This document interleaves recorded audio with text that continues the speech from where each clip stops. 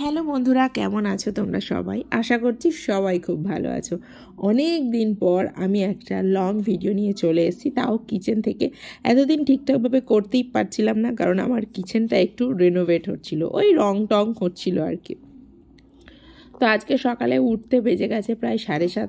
তারপর ইকরামকে ঠিকঠাক করে মাঝখানে শুইয়ে দিয়ে চারপাশে ঘিরে টিরে ওয়াশরুম সেরে আসতে গিয়ে বেজে গেছে 8টা। চলে এসেছি 1 কাপ গরম পানি খেয়ে নিয়ে, কারণ রাতে আর জিরা আর মেথি কিছুই ভেজানো হয়নি। চলে এসেছি ডাইরেক্ট রান্না করতে। আজকে একটু 3-4 রকম জিনিস নিয়ে ভাজবো। শীতকাল তো, তাই সবজি যত খাই ততই যেন কম মনে হয়।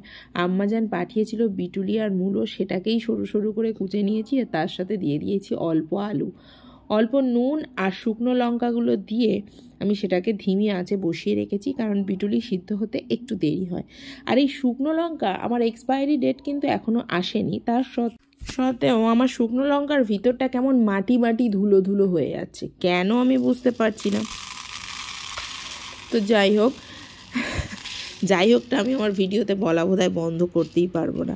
তো আজকে ব্রেকফাস্টের জন্য পরোটা আর একটু ছোলার ডাল মিষ্টি মিষ্টি করে বানাবো। এই ডালটা যদি একটু বেশি থাকে এটাই আবার দুপুরে খেয়ে নেবো, কারণ এই মিষ্টি মিষ্টি পাতলা ছোলার ডাল খেতে আমার কিন্তু ভাতের সঙ্গে ভীষণ ভালো লাগে। সঙ্গে ওই ভাজাটা রয়েছে, আজকে মাছ টাছ কিছু নিজের জন্য বানাবো না, তো সেই জন্য ডালটা ধুয়ে নিয়েছি। আর সেই ছোট্ট কুকারটা, এটা অ্যাকচুয়ালি আমার ইকরাম যখন একটু একটু করে সলিড খেতে শিখেছিল তখন ওর দাদিমা ওকে কিনে দিয়েছিল।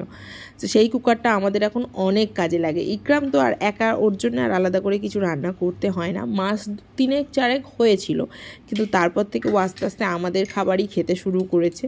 তো সেই কুকারটা এখন রান্নাবান্নার কাজে লাগে। অল্প একটু সর্ষের তেল আর তাতে একটু কালো জিরে দিয়ে দিলাম, আর একটু রসুন দিলে ভালো হতো, কিন্তু রসুন আলাদা করে আমার কাছে থেঁতো করা ছিল না, কারণ এই বলছি না কিচেনের কাজবাজ হয়েছে, তো সেই জন্য সব এলোমেলো হয়ে আছে। যে কোনো উপায় মোটামুটি দুবেলার রান্নাটা শুধু হচ্ছিল, আর কিছুই হচ্ছিল না। এবার আস্তে আস্তে আবার সমস্ত জায়গায় সব ফিরিয়ে আনতে হবে, অর্গানাইজ করতে হবে, যেটা আজ থেকেই মোটামুটি শুরু হবে। তো কটা শুকনো ঝাল কুচে কুচে দিয়ে দিলাম, আর অনেক বড় জায়গায় ডালটা ধোয়ার জন্য 2-4টে ডাল আবার আমার এদিকে ছড়িয়ে ছিটিয়েও গেল, যেটাকে আবার আমার তুলে দিতে হবে। যেটা কাজ করতে করতে হাত থেকে কিছু ছড়িয়ে এদিক ওদিক চলে গেলে আর কিছু পড়ে গেলে সেটাকে নিচু হয়ে তুলতে আমার যে কী বিরক্ত লাগে সেটা আমি আর বলে বোঝাতে পারবো না। তো অল্প একটু নুন দিয়ে দেবো আর অল্প একটু হলুদ। এবার এটাকে ভালো করে কষে অল্প একটু পানি দিয়ে এটাকে সিটিতে বসিয়ে দেবো। ছোলার ডাল তো 5-6টা সিটি তো হবে, একেবারে গলে যেন না যায়।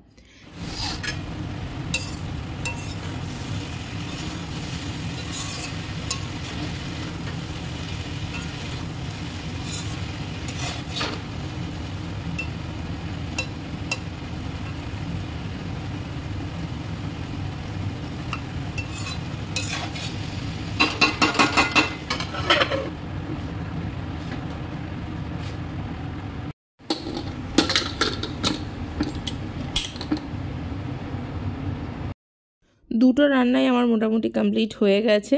এবার এটা সিদ্ধ হয়ে গেছে, অল্প একটু চিনি দেব, দিয়ে এটাকে ভালো করে স্লো ফ্লেমে একটু ফুটতে দেবো, যা চিনিটা একটু পুরো ডালের সঙ্গে মিশে যায়। ব্যাস, ইয়াম্মি ইয়াম্মি ডাল খুব শর্ট ফর্মে আমার তৈরি। ঘড়িতে বেজে গেছে 9টা।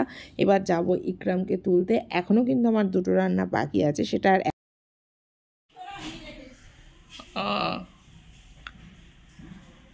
কলা খাচ্ছিস?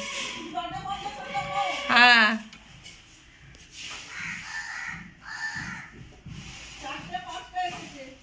পাউরুটি খাচ্ছে ও।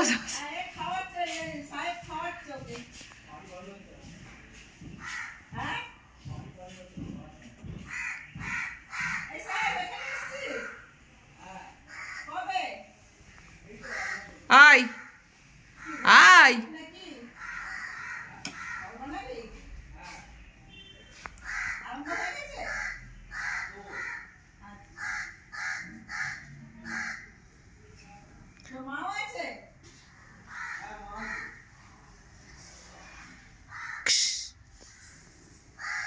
এইদিকে ঘুরে বসে গেলাম কাছে দেখ।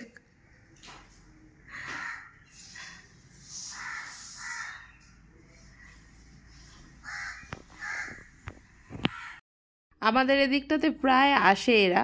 তো আজকে এখন ইকরাম এখন ঘুমাচ্ছে বলে, নইলে ওকে ডেকে এনে দেখাতাম, কিন্তু আমি জানালা দরজা সব বন্ধ করে ভিতর দিয়ে দেখি। বাইরে থেকে দেখতে আমার ভীষণ ভয় লাগে, কারণ আমি শুনেছি ওরা এসে নাকি ধারাম করে থাপ্পড় টাপ্পড় কোথায় থাপ্পড় বেড়ে দেবে, তারপর পুরো গালের একটা সাইড পুরো খসেই